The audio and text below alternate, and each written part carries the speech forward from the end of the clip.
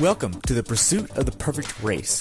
I'm Coach Terry Wilson, and with each episode, I bring stories of athletes to you that share their experiences at races in order for you to learn how to have your perfect race. We will hear stories from athletes of all ages, abilities, and races of all distances. So regardless of where you fit in, there's something in there for you. Thanks for spending some time with me today. Now let the pursuit begin.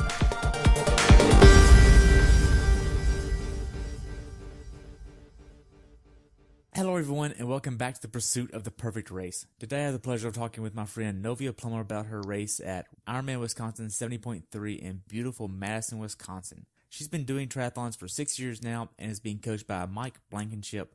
This race took place on June 10th, 2018.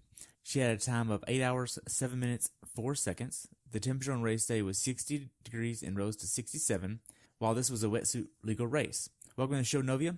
I look forward to hearing about your experience at IRONMAN Wisconsin 70.3 this year. Thank you. So what made you want to do this race? Because I'm a huge proponent of racing places where it's not hot, like in Texas. I wanted to have an early season 70.3 because I have a late season 140.6 that I'm working up to. And Wisconsin is great this time of the year. And I looked at the course. It was a great from what I saw in the bike profile was a great course. The swim is sweet because there's not a lot of twists and turns. It's basically out, turn, back. And I thought that it was just primo opportunity to race in some place where it was cool. And the course was inviting as opposed to a huge challenge. Okay. Now, you said you're doing late 140.6. What late season full are you doing? I was originally going to do Copenhagen in August, and then life issues came up and I had to defer, which, by the way, the best thing to do, or the best thing about paying a lot of money to do this is you have the option to defer sometimes. So I deferred that till next year. And then I was considering replacing that with the full Ironman Wisconsin in September. But recently, in the last 2 weeks, my coach and I have made the decisions to do Chattanooga. Really? Yes. Now, I forgot to tell you that. Oh, so Chattanooga is going to be September 23rd, I think it is. September 30th. Oh, September 30th this year. Okay. Yes. A week later. Now, are you still going to do Marine Corps? I'm still doing Marine Corps, which is October 28th. I know, but I am going to be a beast this year. Yeah. And I actually said, hey, really? And he's a great, great coach. And he is able to get me to the point where I'm going to be great at Chattanooga and then get me rested up and ready for Marine Corps. And actually, that's a really great jumping off point because I will be tuned in. And then 3 weeks later, that tune in is there and I'm not going to have to ramp up or anything. Right. And this is going to be your first full, right? It'll be my first full, yes. Oh my gosh. So exciting. Now, how is your training going into this race? It was good. I have a great coach and he is really, really good at, I want to say it's periodization, but I don't think that's the right term, but where you ramp the athlete up to their full potential. And he's really, really good at that. Did a lot of leg strength because last year that was a big issue with me coming off the bike and being weak off the bike. Did a lot. I was in the gym twice a week doing lifting, and it was sport specific lifting as opposed to just being in there, really focusing on my problem areas of my glutes, and glutes are a huge deal to running, and my hamstrings, my quads. I also was supposed to do a lot of swimming, but I am a horrible athlete in that I skipped a lot of my swims. But I felt ready going in. We started ramping up at the beginning of February. And I am the kind of athlete that does off season. So there's really no true time to rest. So did off season, did a lot of strengthening in off season, but started ramping up in February. And even though I was a defiant athlete and skipped a lot of my swims, I still felt very comfortable going in, very comfortable in the open water, and really felt comfortable on the bike, which I know we'll talk about later. So, Okay. Now, did you get injured in training at all? no, I have a constant problem with, my left glute and my left hamstring. And it's a problem that came up last year as I was training for Marine Corps Marathon. But I have a really great chiropractor who I go to every couple of weeks, especially when I'm getting closer and closer to race day, who keeps me healthy.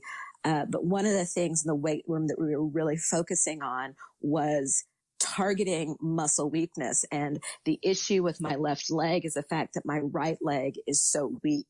And when you stop and you target muscle weakness and you really hone in on that, it's a great opportunity to fix those weaknesses and to fix the reasons why you get injured. But I didn't have any kind of injuries. It was just a fighting back against a well-known weakness. Okay, so how did you know that you have one leg stronger than the other?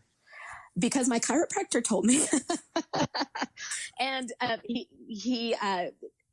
I have a wonderful chiropractor and he knows what he's doing. And we thought at first it was shoes that were causing the injury, or the irritation. Then we thought, oh, well, maybe it's biomechanical. But then one of the things that we figured out, we did some muscle testing. And a good example of this is I was in the weight room or at the gym, and I was doing step-ups on a 24-inch block. And each week I had to go up in weight that I was carrying. And I got up to 90 pounds, so 245-pound dumbbells. And I was able to step up on the block with my left leg, but my right leg could not push me up to a full stand. And that's insane that I can do that with my left leg, but I can't do it with my right. And so once we realized that, the issue here is not necessarily a biomechanical or a gear issue. The issue here is that we have half of the body that isn't working, it is working, but it's not working to the same amount of the other side of the body when there's a stressor that's introduced. Okay. Now, going into this race, what was the most hours that you trained in 1 week? I honestly don't know. I can't give you a great read on that. I know that if I thought, I would probably say 18, 20.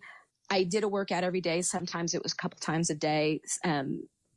Then on Saturdays and Sundays were the long workouts, which were anywhere from 2 to 4 hours. So. Okay. Did you have a day off every week?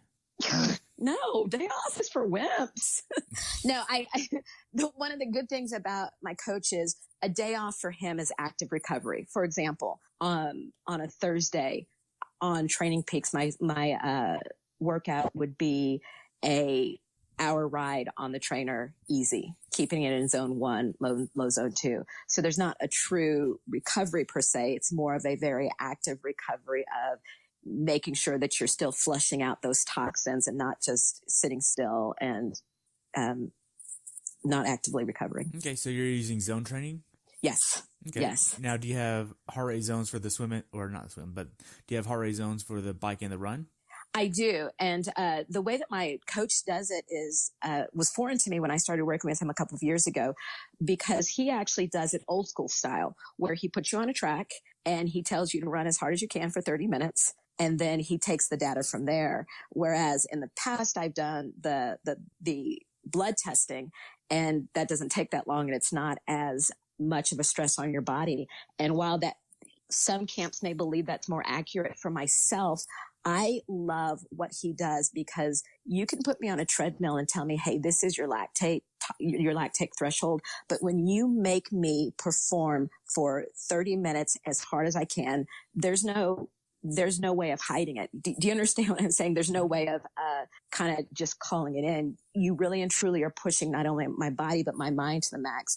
And even though your body is able to deal with a certain amount of stressors, it's all about the mind. And I can get through a 15-minute threshold testing on the treadmill. It's not a big deal. But when you go out there and you have to do that for 30 minutes and you're running hard for 30 minutes, it's a mind and body thing. And that's how he sets it. He sets both the running and the bike the same way. And he actually retests once a month to make sure that what he has planned for that month is working, and B, if I'm getting stronger, then he needs to up the load to, so that I'm not stagnant, so that I don't plateau. Okay. Now, going into Wisconsin 70.3, what was your longest swim, bike, and runs? My longest bike going in was 52. My longest run, which this probably doesn't count because we started ramping up in February. My longest run was the Phoenix Marathon midway through February, but my longest run in the way of training, probably 14, 15 miles. He does it the way that he scheduled is not according to length of an workout. It's according to time of workout. And the only time it's according to length of workout is when I'm swimming.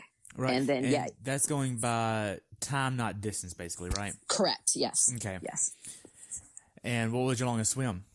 3,800 meters. Wow. And I only remember that because I remember thinking this is the furthest I've ever swam. Wow. So, well, you'll get plenty of that going into Chattanooga. Yeah. And honestly, I think the reason why I had to swim that long is because he understands how much I hate the swim. So I think that he's building me and swim way out as opposed to, waiting for it. Okay. So being down here in Texas, how much of your training was outside? I'm a weather whip. I'm going to say probably about 25%. And most of that came on the weekend when we would have the group workouts.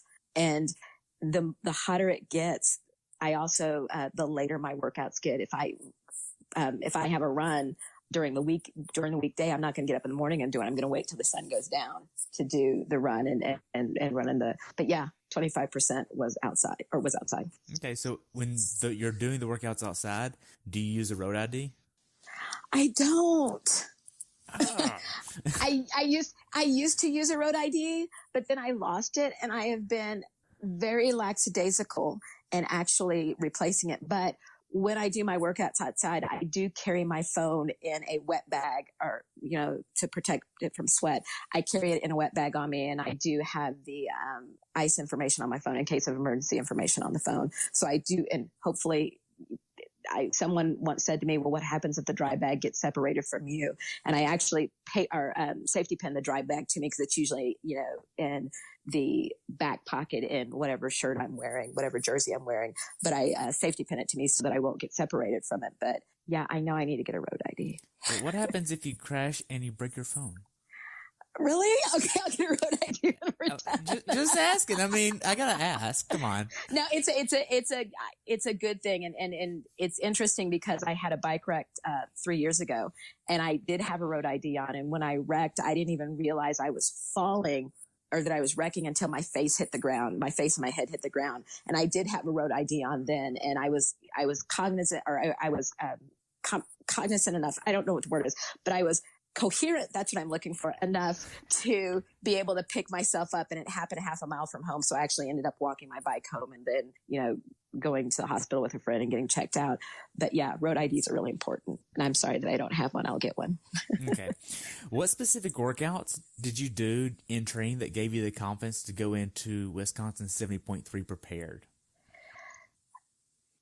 That's a really interesting question that's difficult to answer because, it's not really what kind of workout that I did. One of the things that I discussed with my coach last year when we were planning out my calendar and what races I would do was my biggest concern going into any race is the mental aspect of it when it starts to hurt, because it will start to hurt. And his response to me was the very first step in getting over that mental hurdle is that when you don't want to do your workout, you do it anyway. And so when you ask me, what types of work I did to get ready, I did the workouts my coach said, even when I didn't want to do them. I felt confident going in.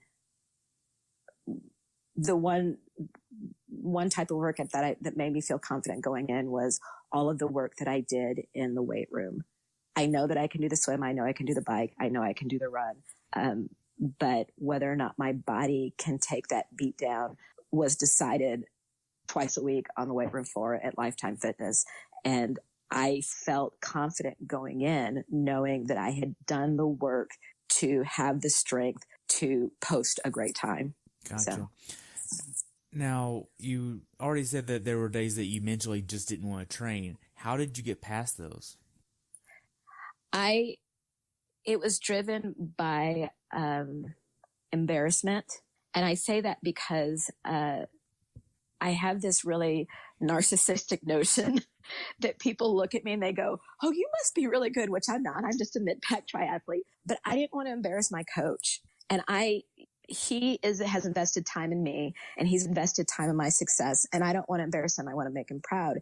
And I don't want to embarrass myself when people know that I am a very active voice in the triathlon community, and I'm very active in supporting others and championing them. So when I don't want to do it, I say to myself, is skipping this workout, knowing that you're making a deposit, is it worth skipping? And when you get to race day and you don't do what you want to do, you're going to have regrets. So it's a no regrets kind of, I don't want to embarrass myself, and I don't want to embarrass my coach kind of thing. Okay. When you're not training or racing or traveling, what are you doing? Napping and eating.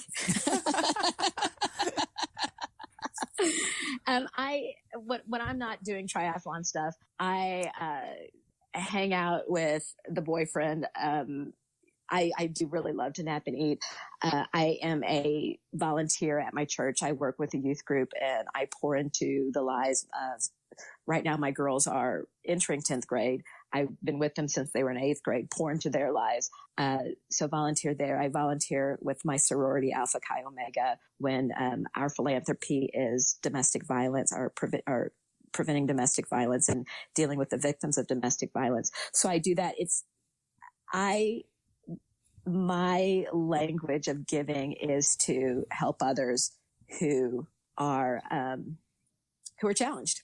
Okay. Now, how big of an issue is balancing life, work, and training all at once, with training 18 to 20 hours, working a full-time job, spending time with the boyfriend, volunteering at your church, volunteering with all of these different organizations as well? How big of an issue is balancing all that? For a while, it wasn't a big deal, but because it was just me. And then when a guy enters your life who is not a triathlete, it was one of those things where you have to balance it out. And there has to be a discussion of, and a realization of, sharing your life with someone else means that you make time for that other person. With work and volunteering, I've had to become a person who actually thinks through my week and plans accordingly, because those are the times when I come home from work and I'm like, hey, I just want to come over and hang out with you. What are you doing? Where you have to think through, how can I be successful, and how can I make sure that I hit all of my workouts, plus make sure that I am giving what I need to these organizations that I support. Right now in June and July, I actually take time off for the youth ministry because it's high racing season, high training season. And since the girls, a lot of them are traveling with their families during the summer, I usually take June and July off and then go back to it again in August. But being a triathlete that does extended distances beyond that Olympic distance, and the dedication that you have to put into that training has forced me to be the kind of person that sits down once a week and says, this is what I've got. This is what I needed to get done. These are the commitments that I have. How can I make it all work? And what do I need to step back and really think, do I really need to do this? Or am I overcommitting myself? And sometimes that's a difficult decision to make. This, you're married. You understand it. Right. Now, going into this race, what sacrifice did you make that was the most difficult for you? My nutrition. And I think about the personal life sacrifices, but the biggest sacrifice for me, the biggest change that caused me the most grief was my nutrition, and really locking in nutrition. And it's not even going into this race. It's going into Ironman in the fall, and understanding. And I say my nutrition because I love to go out to eat, and we love to go out to eat and have great food and great after stuff and great desserts and stuff. But I had to make the commitment to eat according to how my doctor and dietitian say that I should eat. And I say that because I am the child of a diabetic, and I have been tested as pre-diabetic. And when you put the kind of stressors that I put on my body, and you also put those same stressors on during race day, it is imperative that that nutrition is dialed in. So my biggest sacrifice wasn't necessarily around a person. It was giving up the ability to eat like a normal human being. Okay. Now, this wasn't your first rodeo with the 70.3 distance. No. So how many times have you done the 70.3 distance? This was my 7th. Wow. Yeah. Yeah.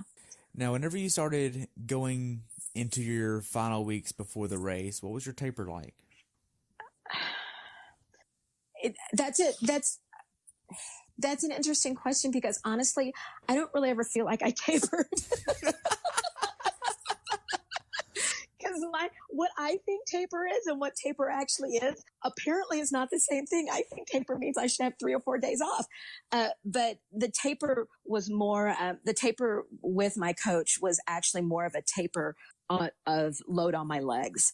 And the 2.5 weeks leading into Wisconsin, I was in the pool more than ever before. And he was pulling back on the stressor on my lower body. I was doing a lot of stuff in the way of building. And he took, I haven't lifted in almost a month now. We'll start up again next week, but he took all of the main stressors off of me of long distance running and weight room. And the swimming and time on the trainer increased. And I did a lot of work on the trainer, just leg work and strengthening and pushing as much power as I could. One of the really interesting things that I did that wasn't on the trainer was there were a couple of weeks in a row that he had me doing hill repeats, but he had me doing hill repeats in aero on the big ring. And he said, don't switch to the small ring. And it was miserable and it was difficult, but his whole purpose here was to build strength in a biomechanical way that I'm going to use later on down the road. But he's building strength, and he's doing it in a way that isn't going to be difficult on my body. And it was a difficult workout, but it was a really neat workout in that I had to really and truly think about my exertion, because I couldn't shift down to that smaller gear to take the load off my legs. I really had to sit in that discomfort and think about, where are you pulling from right now? Are you pulling from the right muscles? Do you need to take load off? Do you need to increase load? So that was one of the interesting things that I did during taper. Okay. When did you actually start traveling to the race? I went, Friday morning, 4:00 Friday morning. I actually drove. I had wanted to leave on Thursday, but some stuff happened where I had to leave on Friday, and drove up. And I am a road warrior. I love to drive. It was a 14-hour drive, and as long as you give me entertaining things to do in the car, it's great. Okay. Going into this race, what was your mindset?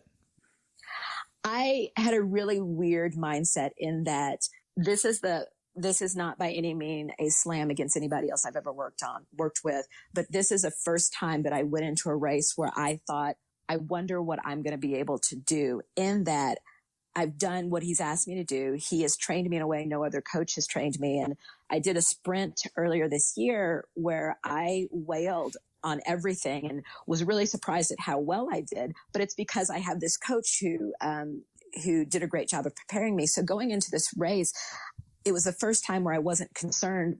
I was more curious of, how hard can I push? And I'm pretty sure this is going to be a good race. Okay. Did you get an Airbnb or a hotel? Stayed at a hotel. Okay. Yeah. Thought about an Airbnb, but then just decided to stay at a hotel. Usually I do Airbnbs, but because I was traveling by myself this time, I thought the easiest thing to do was to stay in a hotel so that I didn't have to worry about making sure that everything was cleaned up and I didn't leave anything behind. Okay. With getting to the Ironman Village, how was the check-in process? The Ironman Village was pretty awesome. And I have to be honest and say, I have a very limited exposure because the other two 70.3s that I've done are 70.3 in Muskoka, which is in Ontario, Canada, and 70.3 in Dublin, Ireland. And I've done the one in Muskoka several times. So I have a very limited exposure. But in the way of check-in with Ironman Wisconsin, it was great. And it was the village was large and it was outside. And whereas in Muskoka, it was inside and there weren't that many exhibitionist people, and it was in a hotel and you had to go to different rooms to get different things. Here, there was one tent and you walked in and you knew what your number was and you went from table to table to table. And it was really quick. I was really surprised. Hands down, I understand why this race is so highly rated among athletes, because from start to finish, they did an excellent job. And there were a lot of exhibitors outside in that Ironman village. I didn't walk any of them, but there were a lot. It was like being at a smaller, probably half marathon exhibit. They did a really great job at having a lot of options there. Okay. Going into this race, what was your final workout? I was on the treadmill doing speed repeats, and it was a 30-minute run, and it wasn't speed repeats, it was pickups. It was just a 30-minute run, roaming up for 10 minutes, and then doing 60-second pickups, and then pulling my heart rate back down for 30 seconds, and then doing those pickups again. It's one of my favorite workouts, but that was the very last one that I did before I left. You have favorite workouts? I know, right? Don't tell my coach. Might get passive aggressive comments on Training Peaks or something. I know, right? Passive aggressive. See, so you've heard of it. I love this workout, and it's my favorite workout because it's one thing to do speed repeats and then keep pushing. But with this workout, I know that I have to do it 6 times. And the day before that workout, I had to swim for 10 minutes to warm up and then do 6 50s at a descending pace, which is also my favorite workout because it's a small period of time. I know that I'm not going to have to push really hard. Well, I have to push really hard, but I know that it's not going to hurt for a long time. So see, I'm just lazy. That's why it's my favorite workout. Wow. Did you have a certain meal that you wanted to get the night before the race? I actually have meals that I eat every Friday and every Saturday in race season so that my body knows exactly what's going to happen. And what I have is, it sounds so unnutritious, but it's what I know I can stomach. The night before the race, I have gluten-free spaghetti and turkey Italian sausage, and that's like crumbled up ground. Thank you. And a couple of pieces of French bread. And that's my meal the night before a race. That's my meal every Saturday night during race season. And I actually packed all of my food before I left Texas and took it all up to Wisconsin with me. Okay. Did you have a certain time that you want to get in bed the night before the race? I have these delusions of responsibility that I have the night before a race. And I wanted to get in bed at 9:00, but there were so many other interesting things that are around that you can do and see. And I needed to go on the internet, Google Webs. I tried to get in bed at 9:00, and I try to do that every race night. But I think I ended up getting in bed probably more closer to 10:30. And no matter how much I race and no matter how long I do this, even if it's triathlon or just a road race, I never sleep well the night before. And I think I probably fell asleep maybe about 11:30 and woke up 1,000 times between then and when my alarm went off at 4:30. So. Okay. So you wake up at 4:30. What's your morning ritual like before you leave the hotel? Before I leave the hotel, one of the things, my morning ritual revolves around my pre-race nutrition. So I knew that the start of the race was supposed to be at 7:00. And the way that Wisconsin 70.3 does it is you self-seed, which I love. And self-seeding is they have a time, blocks of time. For example, you're going to finish this in 20 to 25 minutes. Everybody that thinks they can do it in 20, 25 minutes, you're in the seed. And then it rolls like that, as opposed to doing an age group start. I prefer the self-seeding option. And I knew the race started at 7:00. I was shooting for between 30 and 40 minutes. And at the race briefing the day before, they kind of gave us a breakdown of when we would hit the water. So I knew that I needed to start putting nutrition in my body 2 hours out from then. So given a 7:15 start, I got up at 4:30 and kind of just sat around for 30 minutes because I just need to wake up. And I packed all of my stuff the night before. The bike was already at transition, and around 5 o'clock, I start moving, getting dressed. And at 7:15, my pre-race nutrition is 2 muscle milks over that period, over a period of an hour. And I got up at 7:15, started drinking at 5:15, started sipping on that muscle milk, have to be done with that muscle milk by 5:45, then start on the next one. And then at 6:15, I start taking in Cliff shot blocks, just really focusing and also hydrating. I had 32 ounces of water that I was very slowly taking in. So my morning routine is based around making sure that I am properly hydrated and properly fueled going into the race.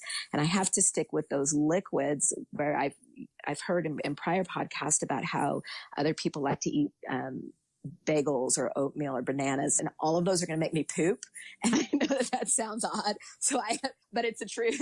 I don't want to put any kind of solids in my system. And the muscle milk has done wonders in keeping my stomach down and controlled. So my pre-morning routine is to get up, give myself 45 minutes or 30 minutes to kind of wake up, then start moving, then start eating, and then get out that door and make sure the night before I figure out how long is it going to take to get there, how much time do I need to set up transition. So. Okay. So you don't poop the morning of the race? I don't poop the morning of the race, hopefully. Okay. But no, I don't poop. No. Okay. Almost everybody I've talked to so far tries to poop at least 3 times. Most people do. I don't want to, and I know that this probably sounds gross. I don't want to encourage my body to poop, because then all of a sudden it just has to poop all the time. It's like, oh, hey, let's poop now. I'm like, no, we're racing. So no.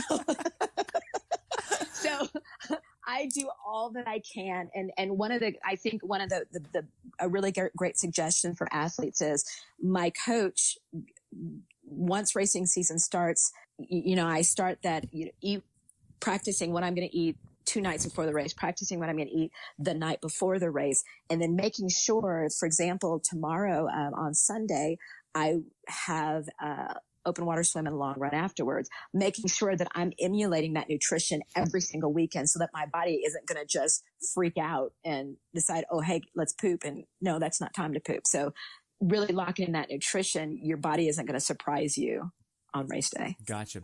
Now, when you get to transition, what are you doing in transition? In transition, I am talking myself down, trying not to psych myself out. I'm really thinking through what is it that I need. And this race was really interesting in that we were in conditions of, it was pouring rain. And the night before, I saw that it was going to rain, and I went out and I got some stuff to protect my transition stuff. But I'm thinking through, what is it that you really need? Because I'm a habitual overpacker when it comes to triathlons. And I'm calming myself thinking, what do you really need? What do you need within arm's length? There's sometimes I have asthma, and there's sometimes when that asthma is bad. So I think through, how are you feeling today? How's your breathing going? Do you need to set out your inhaler so you can pull it when you're coming out of the water? How are you feeling? What is it that you need for that day? And then setting up transition accordingly. Okay. Now, how much PSI were you putting in your wheels? 110. 110, front and back? Yes. And it's really interesting because I have listened to some of your other podcasts and what other people do.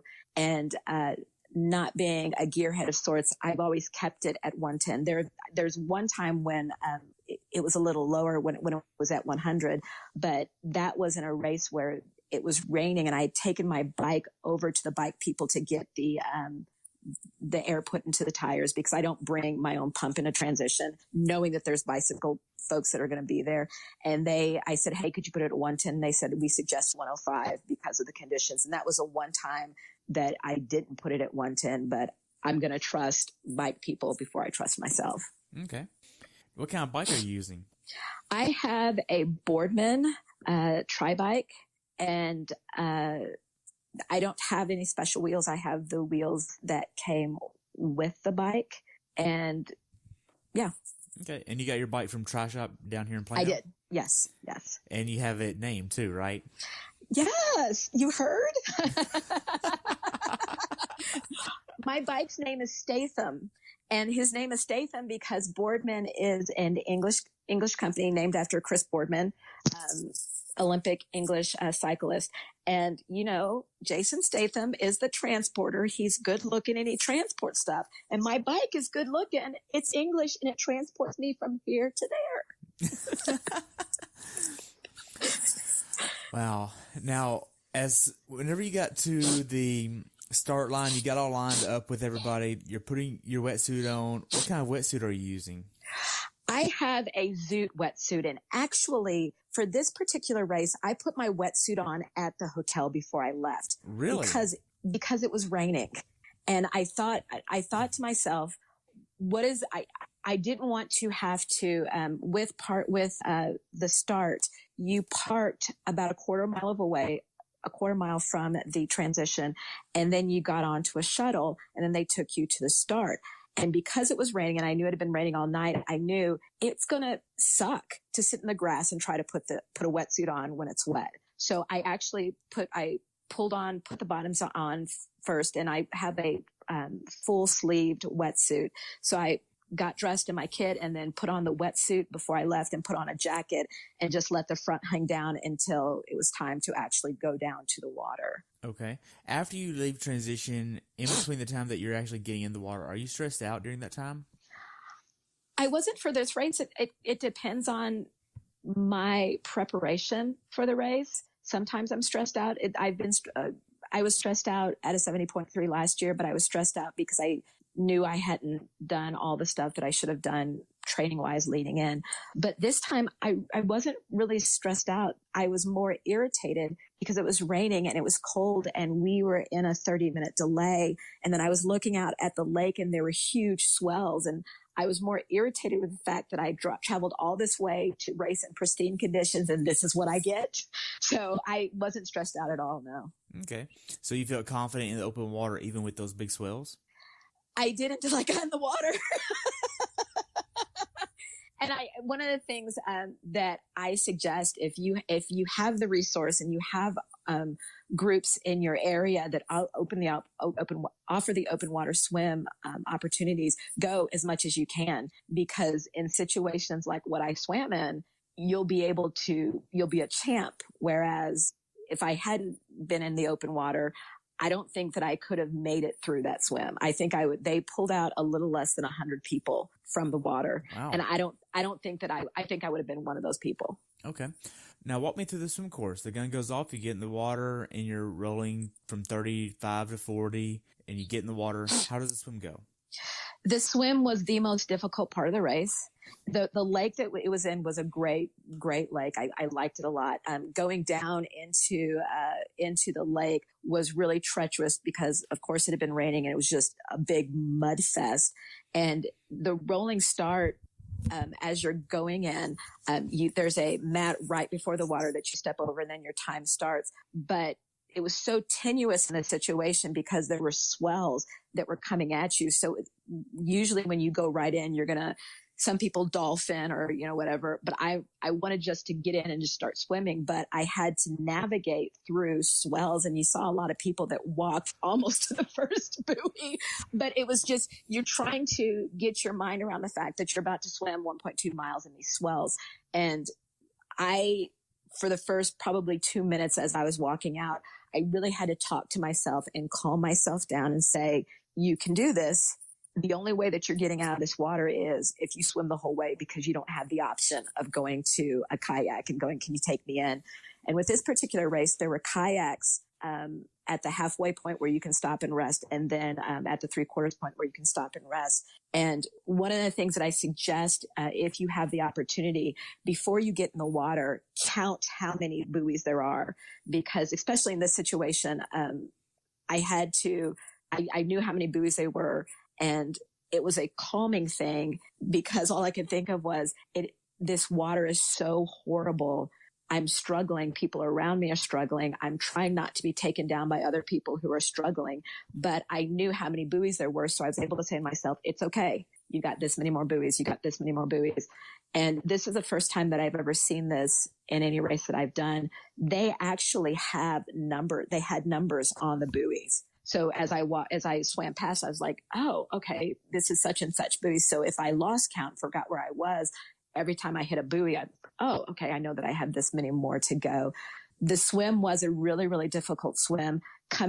Going out, we had waves, and I don't even want to say wakes. They were true waves that were coming at us. And then when we turned, the waves were coming at us to the right, and I am a right side breather. So I had to, every time I lifted my head up, I had to really quickly pause, see where the wave was in the swell, and then ascertain, hey, is it okay to breathe right now? Or take a really quick breath and put my head back down.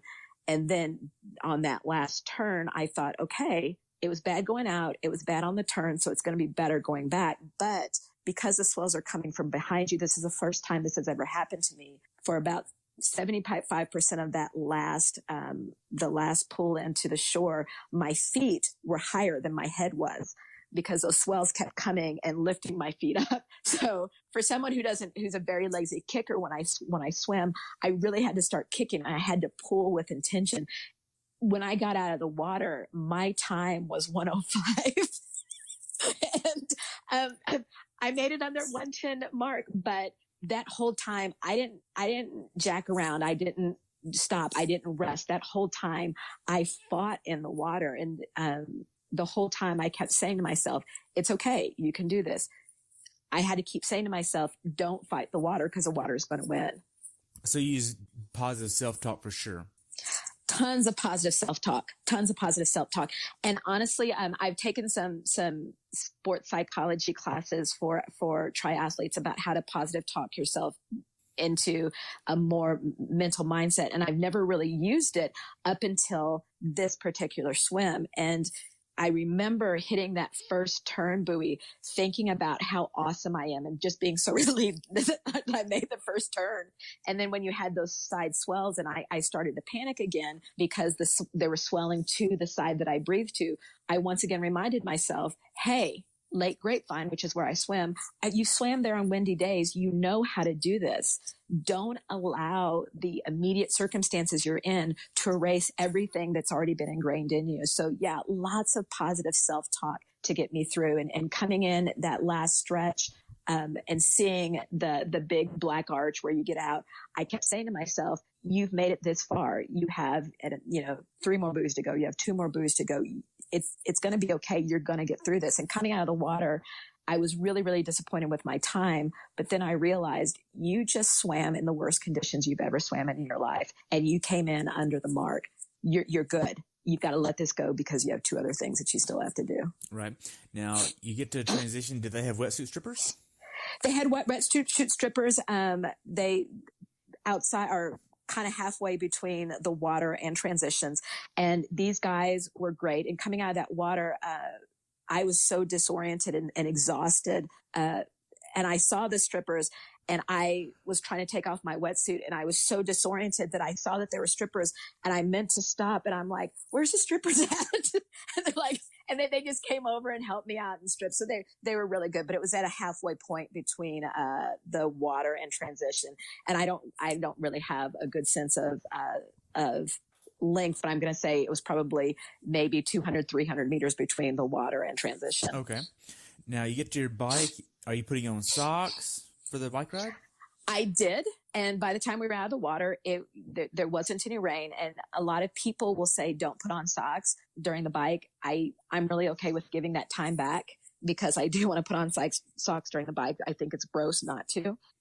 But I actually had, Ziploc makes huge bags that you can, they're 2-gallon bags that you can store things in. And I had set up my transition where there was a 2-gallon bag that had my, bike stuff in it and a 2-gallon bag that had my run stuff in it.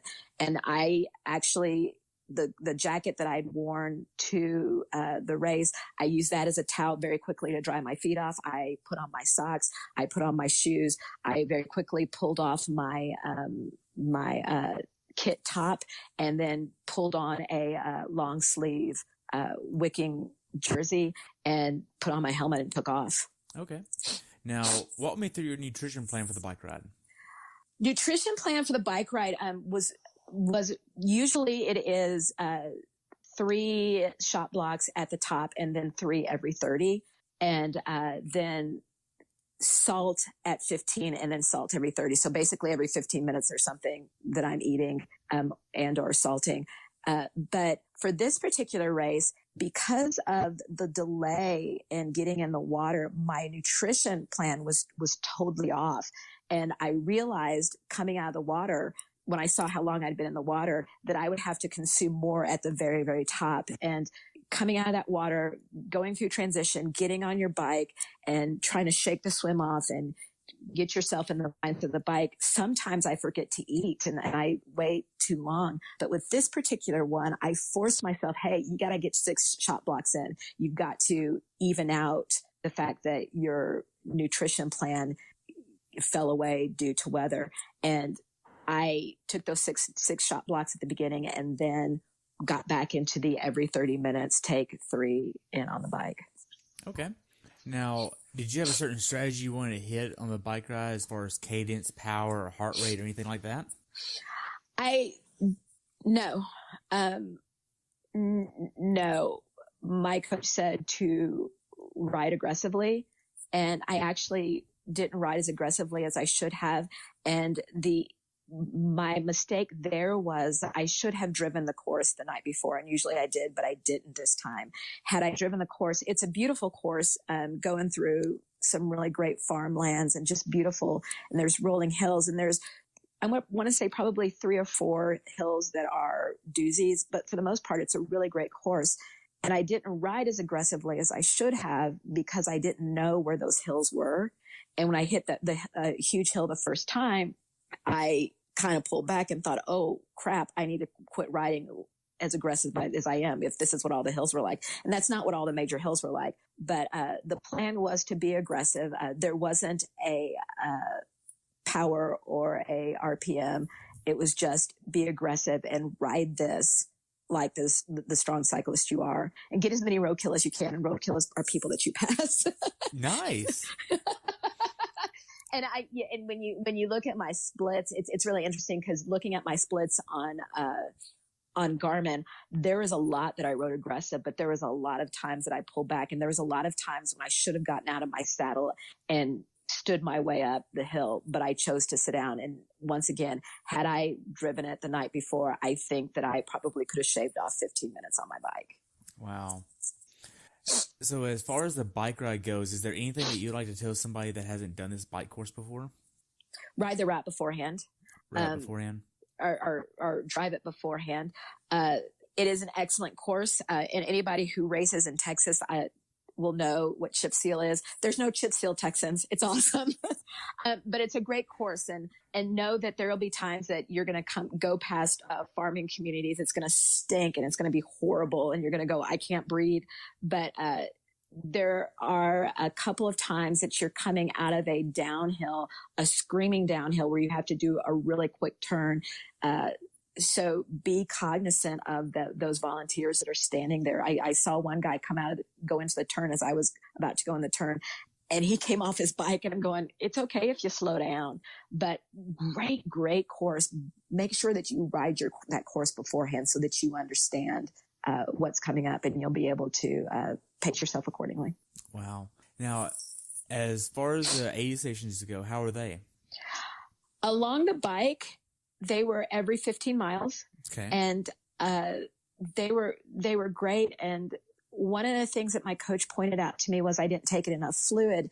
And the reason I didn't take in enough fluid is because I had 64 ounces on my bike with me. And my plan was to take a hand up at mile 30 and then again at mile 45. So I should have finished all 64 of those ounces by mile 30. But I didn't because I was afraid to take the hand up because I'd never taken a hand up before. And I was afraid of taking that hand up and taking out a bunch of people along the road, including myself. But from what I saw riding by, they were well stocked. On the run, the aid stations rocked. There was one every mile. Loved it. Was it that bad that you just, because of the wind? I know we talked about the wind being like 22 miles an hour with gusts and everything. Did that like just make you feel very uncomfortable? No, it had nothing to do with the weather. It had everything to do with my bike skills. And I know that I can take my hand off and do things, but I was so afraid of letting go and reaching out and thinking, okay, is my body going to go where my hand is going? Am I about to take these people out? And I had never taken up hand ups before.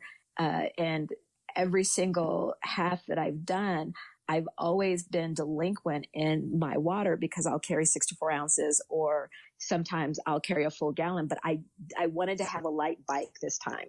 And I drank the first 32, and at the first handoff, I actually threw my water bottle off because I was trying to light my bike as much as I can so that I could ride quick. But no, it was a bike handling thing, my own personal weakness as opposed to a weather thing. Okay, so have you and your coach talked about doing bike handling skills where you go out and get better at doing like smaller drills and things like that? Yes.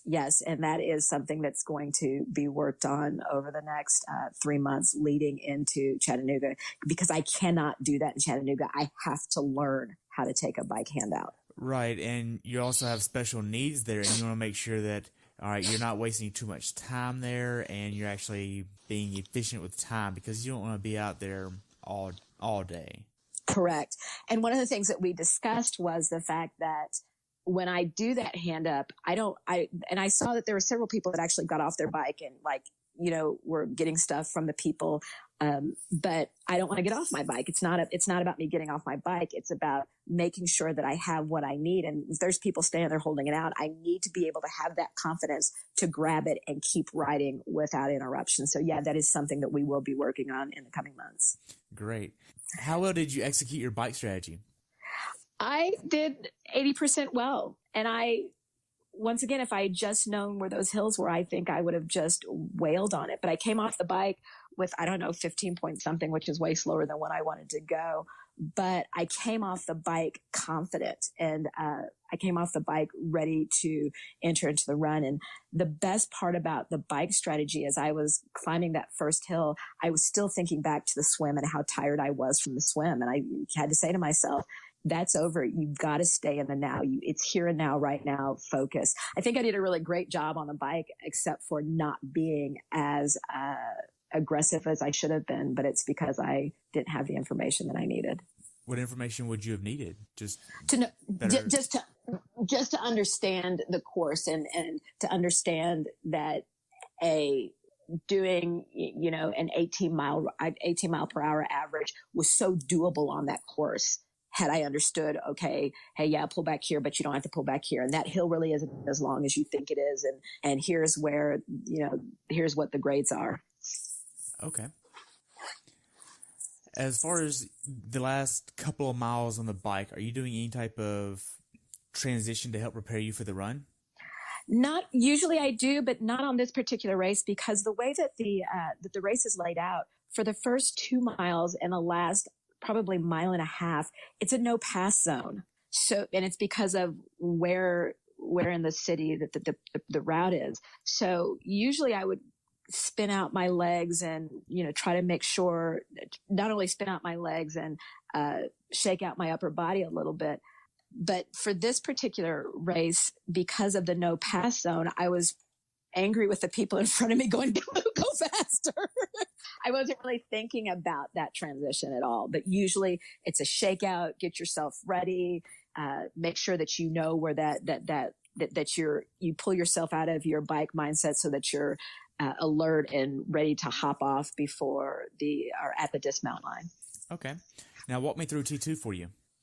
T2, once again, it was a mud pit, and where the transition was located, you actually had to go down a small incline to get out or to get into, and then go up a small incline to get out of. So T2 a little slower because getting my bike in, pulling off my helmet.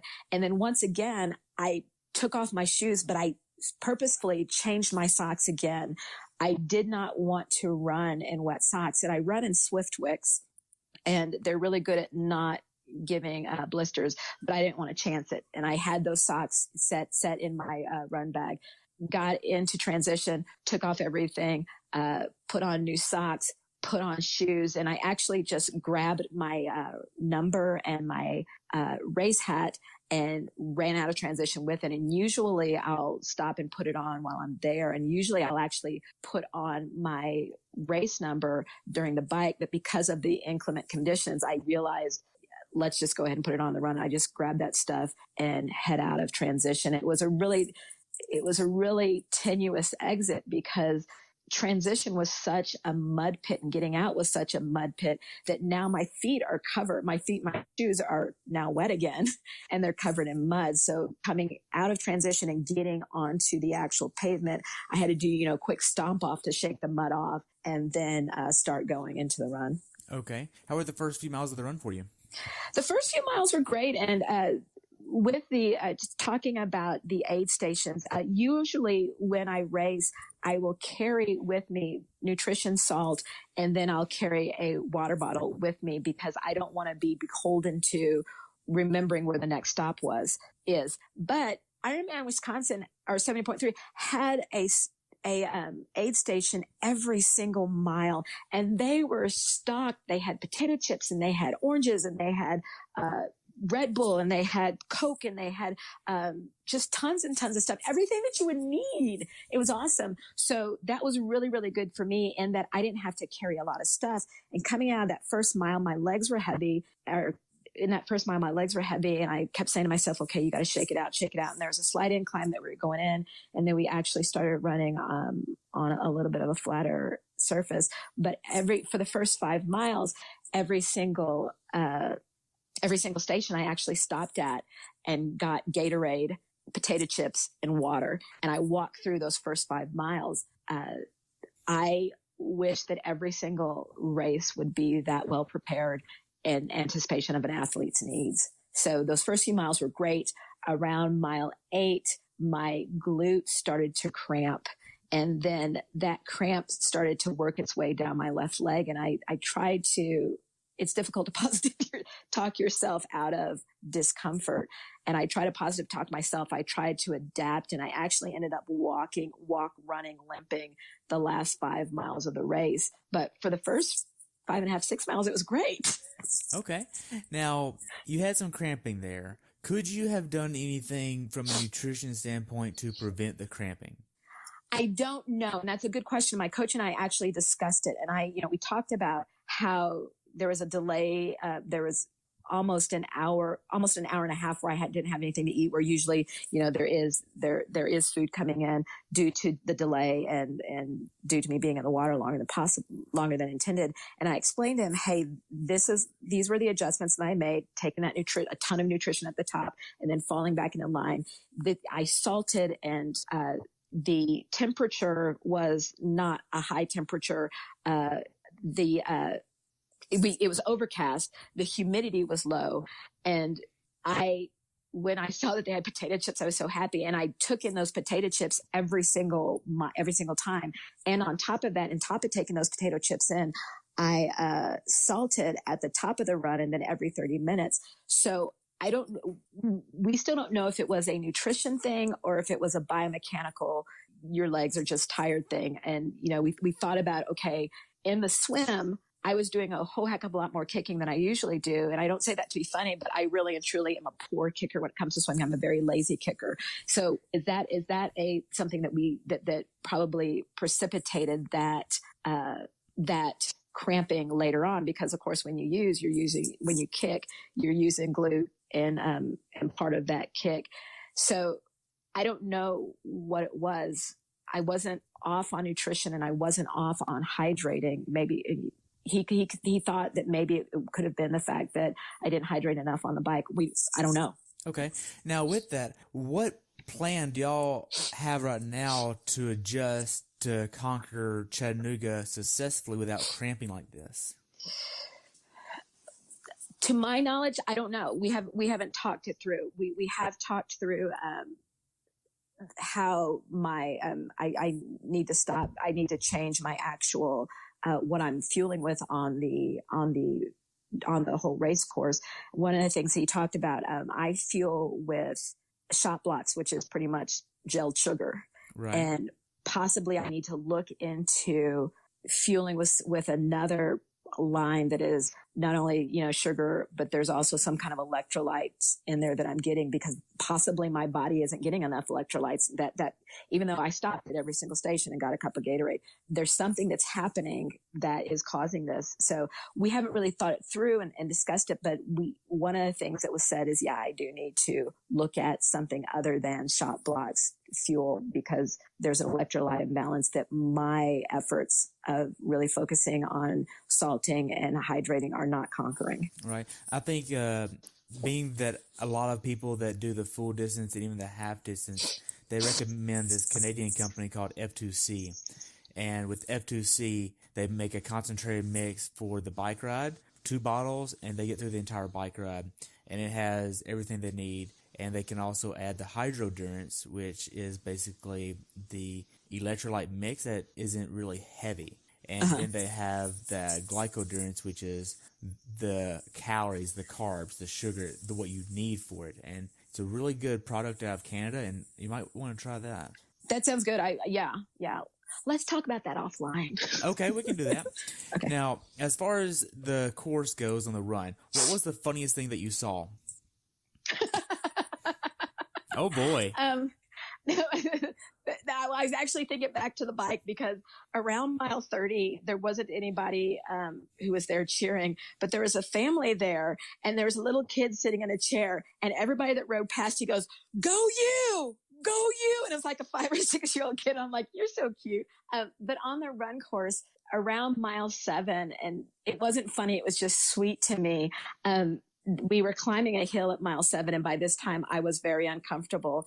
And there was a little golden Labrador puppy at the top of the hill. And he was like, trying to strain to get off his leash to pet to play with the runners. And I actually stopped and played with the puppy. And he was it's like he would come over and he'd play, and then he'd walk away, and then he'd fall on his back, and then he'd come over, and it was kind of like, I don't know, an Instagram video, but the puppy at the top of the hill at mile 7 was awesome. Wow.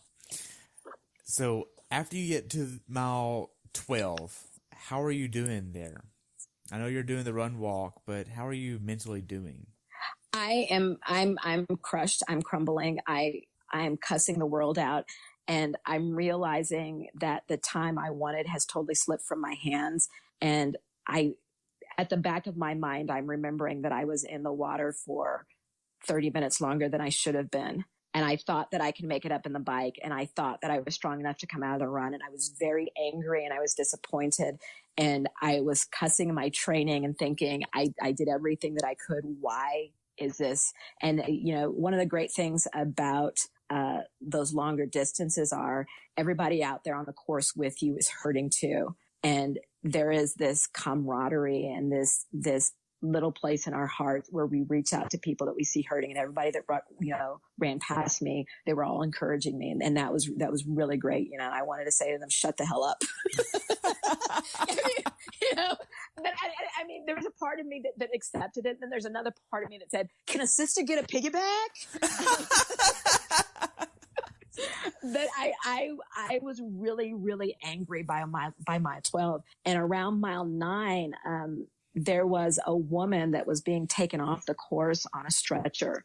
And I was angry at that woman because I wanted to be her. I want to get off. But I was angry. I was angry at what was happening. I was angry that I could not overcome the discomfort.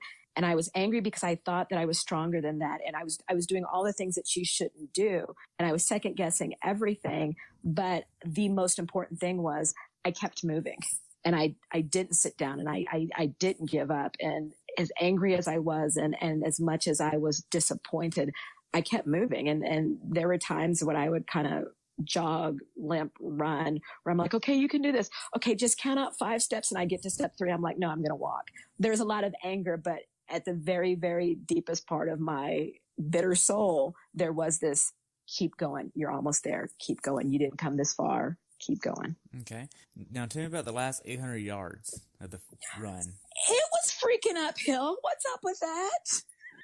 And I actually, it's interesting because there have been times when I've done really bad on the run and I'm like, oh, but just kick it in at the end so that the photographers will have a good picture. And I didn't care about the photographers. I wanted to, sorry, Jesus, flip off the photographers. But those last 800 meters were rough and they were very bitter for me because in those last 800 meters, I could see the time and I was way slower. I saw that my overall time was way about 45 minutes slower than what I wanted and what I knew that I could do. But then again, on the other hand, I didn't stop and I survived the most difficult swim of my life. And I don't even want to say I survived it. I came out of the water under the allotted time and I was able to continue to go and execute according to plan. And there are times when you do everything that you can and on race day stuff happens.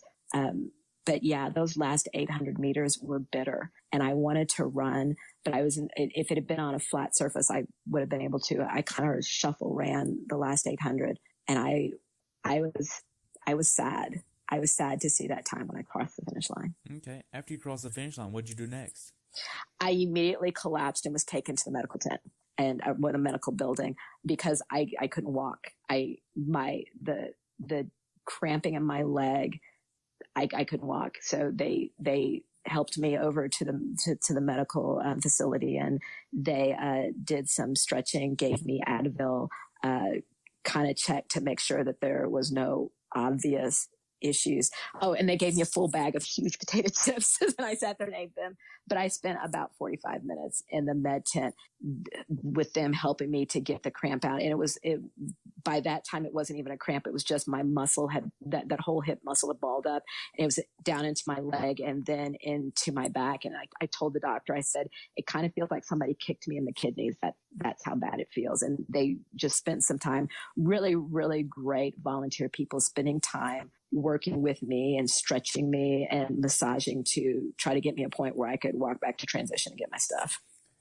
Have you and Mike discussed the plan of getting you to Chattanooga where you don't have this issue through the run? Because if this happens in Chattanooga where you have this much cramping and spasming and your muscles just balling up and hurting so bad where your kidneys are hurting, that's going to be a bad day. And how are you going to prevent that? Well, it wasn't my kidneys that were hurting. It was just my up there around my kidneys in the back. Yeah, we have discussed it, and it comes down to a nutritional thing.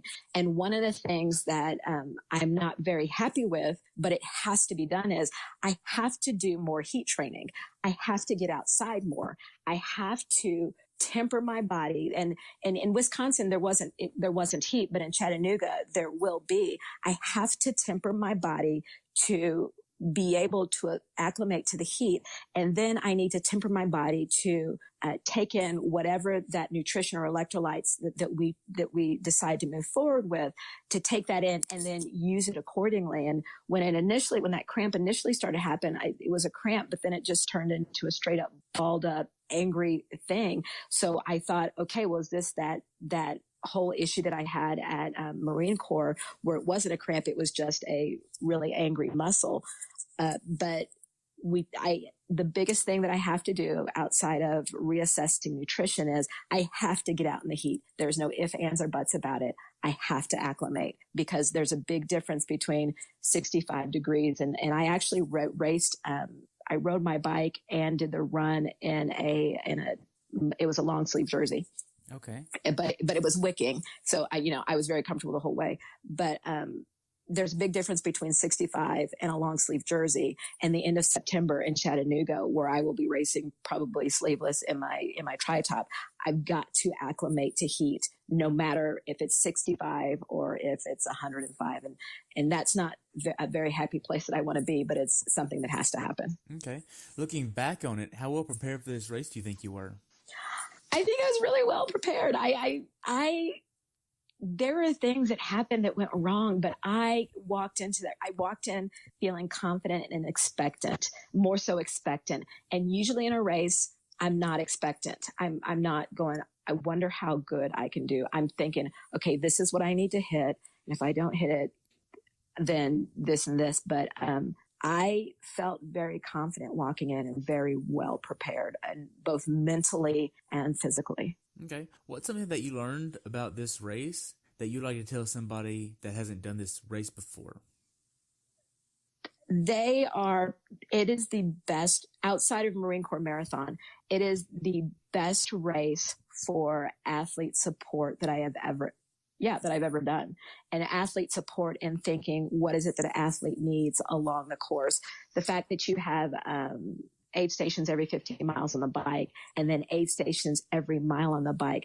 That took away, or every mile on the run, I apologize. That took away that thought process that I have to have in the back of my head of, okay, so I need to check my watch. Where am I at time? Do I need to eat? So, the best thing about this race, and the one thing that I would say to athletes, is if you've never done a 70.3 before, this is a perfect race to do, because logistically along the course, there's not a lot you have to think about because they've got your back. Race organization for athlete support during that time that you're on land as opposed to water was awesome. Okay. Now, for first timers that are going to do this race next year, what advice would you give them? Drive the bike course. Drive bike course. And for first timers who are going to do this race, if this is your first open water swim, great open water swim, because like I said, you can stand on the side of the lake and you can see the whole course. And there were tons. I give great kudos to the people that were in kayaks out there in that horrible, horrible water. But they had tons of support out on the swim course. And I don't know if this is new, but I've never seen this before. They actually, when they had those designated kayaks at different places where you can stop and hang out. And of course you can stop and hang out at any kayak, but they had those designated kayaks. Drive the bike course, but great support. I will go back next year and do this race. Okay. Now, how could Ironman have made your race experience better? Logistically, and this is something that I don't think that you can plan for. Logistically, day of the race, because of the delay, we're all like standing together huddled. We're all cold in our wetsuits, but there were only speakers at the very front of the area where all the swimmers were. So it was really difficult as the guy was announcing stuff. It was difficult to hear. And there were some times when the athletes quieted down and you could hear, but logistically, the only complaint I have was that 45 minutes that we stood on the bank and we didn't know what was happening. Other than that, this is probably hands down the best Ironman race that I've done in the way of course support and athlete support. And on top of that, this is two things happened to me at the beginning and the end of the race. I accidentally locked my transition bag into my car with my car keys when I got there, and it was 5:45 in the morning, and I'm panicking because our transition closed at 6:30 and I had to get on the bus and go over. So I got on the bus, went to the top of transition, talked to a volunteer, and I said, this is what happened. Can you ask a cop on the course to come and help me? And she directed me to an actual Ironman employee who got on the horn, who then talked to the police. The police gave us a number of the people they contract with. And it took me 7 minutes to get back over the parking lot. And by the time I was there, the guy, who came to open my car was already there. So that was awesome. And then at the end of the race, my, transition bag happened to be misplaced and I couldn't find it. So all I had was my bike and a couple of other things. And I had my car keys, and a 3-hour process with 3 Ironman employees. And we finally found my transition bag, and we found it through, Find My iPhone, because my phone was actually in the bag. But they were really, really great, both at the beginning, at the end of the race, of just being calm when I am this hysterical athlete. Number one, that I thought I wasn't gonna be able to race because I can't get my stuff. And then number two, at the end of the race, where I'm like, how am I gonna get back to the hotel? I don't have my phone to tell me how to go. So they were excellent. I am so grateful for those people and they were, true. They weren't volunteers. They were Ironman employees who really just stuck with me and stayed calm with me and helped me at the beginning and the end of the race to deal with my issues. Wow. Now, we covered quite a bit about your race. Do you have anything else you'd like to add? No. Okay. Now, we'll go ahead and move on to the fun questions that I love asking. Okay. What races are on your bucket list? Copenhagen. And I like, of course, traveling where it's cooler to race, but Copenhagen is the one that is on my bucket list right now. And honestly, I haven't looked beyond that because I don't want to, think about anything else. But Copenhagen will happen next year. There is what's that race? It's not Nordman, but there's one that's like in Iceland or something, or where they drop you off on a boat and then there is a longer triathlon, and I forgot what the name of it is, but it's in a really cold climate. You have to have supporters along the way, but I would really like to do someday when I become brave, which will be never. But if that were a bucket list race, it would be that one. I apologize. I don't remember the name of it. Okay. So how can athletes follow you? I am on Instagram and Twitter, Texan Triathlete. And then I also have a blog, Make the Body Follow, that I write all about my races and training. Okay. And you just started a vlog too, right? I did just start a vlog on the YouTubes. And you can also, that channel is also Make the Body Follow. And Make the Body Follow comes from something that a coach back in high school told me when I was a sprinter. He said to me, you have the strength inside, make the body follow. And his thing was he recognized that he had an athlete that has enormous potential, but my mind gets in the way all the time. And if I just turn my mind off, my body is going to do what it knows it can do. So make the body follow. Great. Well, I only have one more question, and that's, what's your definition of a perfect race? Wow. That's a unicorn. I think a perfect race is when you walk away from that race knowing that you did all that you could do and you got what you wanted.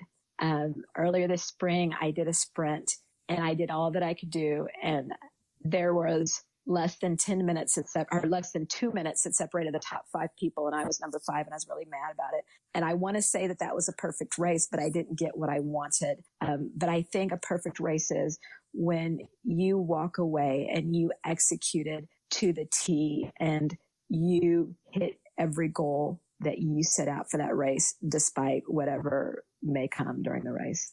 Wow.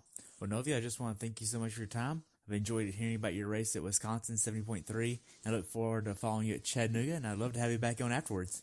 All right. Would love to. Thank you. Awesome. Have a good day, okay?